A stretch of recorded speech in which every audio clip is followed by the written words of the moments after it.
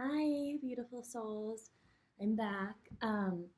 So that was my first video that I posted to YouTube, and of course, afterwards, I realized there were much more things that I wanted to say, but I'm actually glad I cut that video short because it takes a while to upload.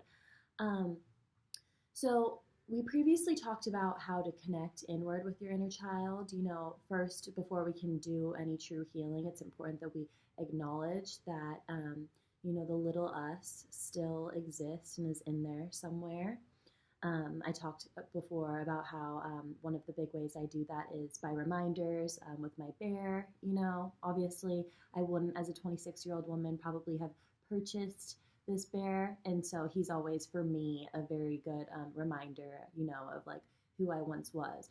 But after we acknowledge and are reminded of kind of the essence of our little selves, um, it's important then to, I said previously one of my tools is hugging, little Lexi, but also a powerful way to, kind of derive more healing from any pain that we might have suffered, and this pain can lead well onto adulthood, causing phobias in us, patterns that we have no idea where they come from, but it's because of some wound that was never healed or shown, the kind of like guidance and reassurance that it needed.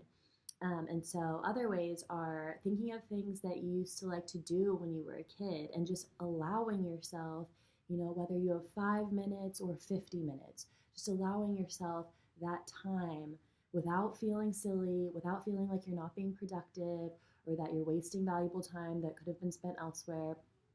Really just connecting, doing the things that you loved to do when you were a kid, no matter how silly it may be. Um, for some, it's drawing, painting, maybe you would just make up a silly song, or maybe you go on a bike ride or something like that, something that you're not doing for any other reason than just truly to enjoy yourself, you know, which we seldom do in this hustle and bustle society today. We always feel like everything that we do needs to have an outcome and needs to have a purpose and a point to it. But like for me, like I said, like if you don't have a lot of time, just simple little things like I'll talk in this silly voice, like I'll be like, I love you, like you're the best, woohoo! And like even that, just in that moment right now, brought so much joy and like endorphins to me. And so, yeah, any kind of creative activity or, like I said, something fun you used to like to do when you were a kid, or I just looked up an article and Thich Nhat Hanh. I am probably totally butchering his name right now, and I apologize. Um, he wrote a book talking about the wounded inner child within all of us, and he said that one of his tactics for connecting and healing is just to say, because the inner child, obviously, as grown, mature adults, we very often downplay our emotions. We'll think of ourselves as ridiculous for having a certain emotion to a certain circumstance because we don't realize where it's coming from. And usually it's because it's triggering us because it's based on some past event. And so, say, somebody says something to you that, feels a little bit harsh or whatever it may be, and you're kind of like, why did I get that reaction? Why do I care what they think? Why am I letting this person, kind of like interfere in my emotional space?